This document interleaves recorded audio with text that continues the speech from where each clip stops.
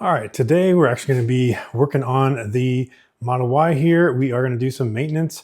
So it is time to do tire rotation. In fact, it's well overdue for us to do a tire rotation, but I'm going to go ahead and do that and just show a little bit of tips about how to do the tire rotation, what tools you need if you're going to do it yourself. So first of all, you're going to need some Tesla pucks. These are little pucks that go under the jack points. There's 4 jack points under the Tesla. There's a little hole that actually fits these.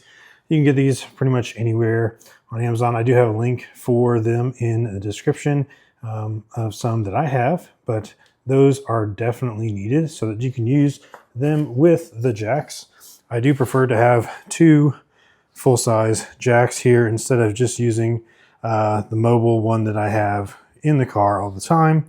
And then you're going to need a wrench, obviously, and I actually prefer to have a torque wrench because we do need to set the torque to 129 foot-pounds of pressure once we do get those tires rotated. This is a rear-wheel drive Model Y, and so since we have taken a long time before or since we did a tire rotation, the back tires are actually pretty well worn as compared to the front tires. So there's definitely still some good tread on there. It's only got 18,000 miles on it, but this will be the first rotation. So you can see possibly that the front tires here do actually have better tread depth. So it's going to be good to go ahead and rotate those and get that actually evened up. So probably go a little bit longer than the recommended. I think it's 5 to 10,000 miles is what's recommended. I'll actually check it in the car. It should reset it for us and keep track of it. So next time we can see where we want to do it. So, all right. So of course, first thing you have to do is take the wheel covers off so that we can get to the actual lug nuts there, of course. And then we'll get those Tesla pucks under there, jack up the car, and then swap these 2 tires.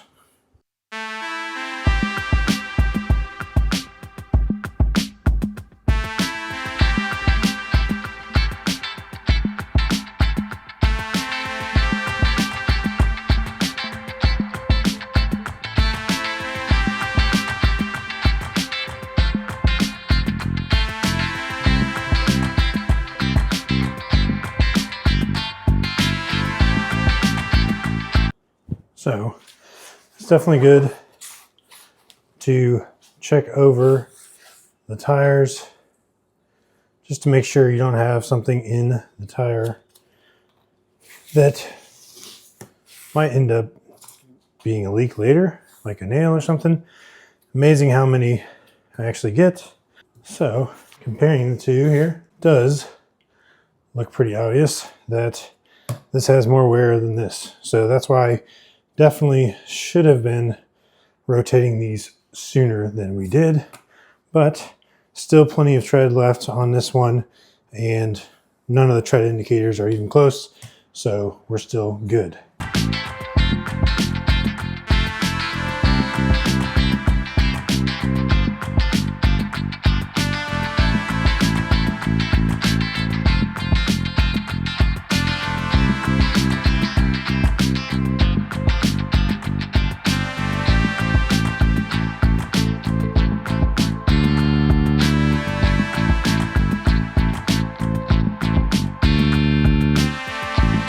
All right, so it looks like it takes me about 15 minutes per side. And so, yeah, now we're just gonna lower it down. I'm not gonna use the torque wrench until we get it back on the ground and can get it seated. Just get it tight enough, like just normal, whatever tightness you can get it by hand. Not too tight. And then the torque wrench is where you'll dial it into that 129 foot-pounds of torque. And then just do the same thing for the other side.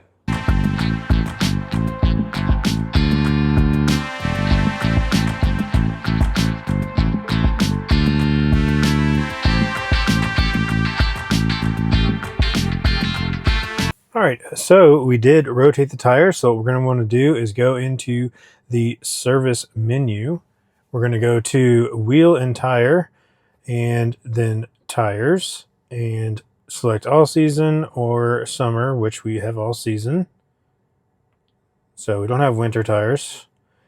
Tire rotation, press the brake, reset it, and then it says, okay, it does say update complete, limit hard acceleration in the first few minutes of driving to ensure vehicle calibration.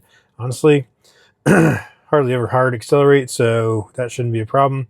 I will drive it around the neighborhood a little bit anyway, just to make sure everything's feeling right. But we did use the torque wrench on there, so everything should be good. And it was like 18,278 miles since we got this car, and I have not rotated the tires. So the Tesla maintenance guide actually recommends, so now that we've reset it, we can go into the maintenance guide, and it says tire rotation is last done at 18,278 miles, which is good. So now we have to keep track of that. And it recommends it every 6,250 miles. So if you go back in here, 6,250 miles is the recommended interval, and it'll tell us once we hit 24,528 that we are recommended to rotate the tires again. We'll have to see if I want to do that. I might want to extend it a little bit longer on this setup, just since I was so delayed in doing it for that first rotation. So definitely you should keep track of your maintenance better than I have. This is really the whole of what could be needed to be maintained on the car. It does say that we're overdue for wiper blades replacement. I could believe that. It definitely dry wipes a lot with FSD, so that's annoying. We could definitely get some wiper blades if we need to, although I haven't had too much trouble with their ability to function, so it's really just the dry wiping that's annoying. And we don't have to do the cabin air filter or the HEPA filter until, well, the HEPA filter is in 2027 and the cabin air filter is 2026. So we got about 8 months before we do that. 10 months, actually, until we have to do the cabin air filter replacement. And then the windshield camera area precision cleaning. So the windshield cameras here in the front, those do need to be cleaned every so often, and or the housing itself needs to be cleaned just to make sure you have good visibility for those front-facing cameras. All right, so that's it for this one. It's a pretty easy maintenance to do, although it was pretty exhausting, just because I'm totally out of shape. But it took about an hour, especially it took a little bit more time trying to film some of it. It was pretty easy to do as long as you have the tools that you need to do it. I do actually have an air compressor that I could use to do those lug nuts a little bit faster, but honestly, I think it's more work just to get the air compressor up and down from the garage, get it turned on, filled up, get the air hoses out and everything.